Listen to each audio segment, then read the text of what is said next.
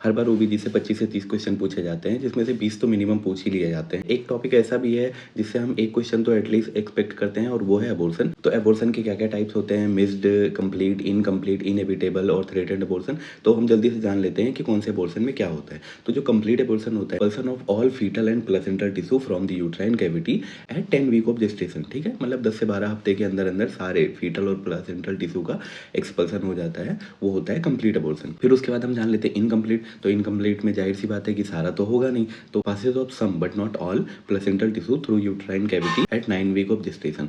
तो ये हो जाता है आपका इनकम्प्लीट अबॉर्शन। जो इनएविटेबल अबॉर्शन होता है उसमें क्या होता है कि uterine bleeding at 12 weeks gestation accompanied by cervical dilation without passage of tissue. 12 weeks की सर्वाइकल डायलेशन हो जाता है और ब्लीडिंग भी होती है, पर कोई भी टिश्यू पास नहीं होता है। ये होता है आपका इनएविटेबल अबॉर्शन।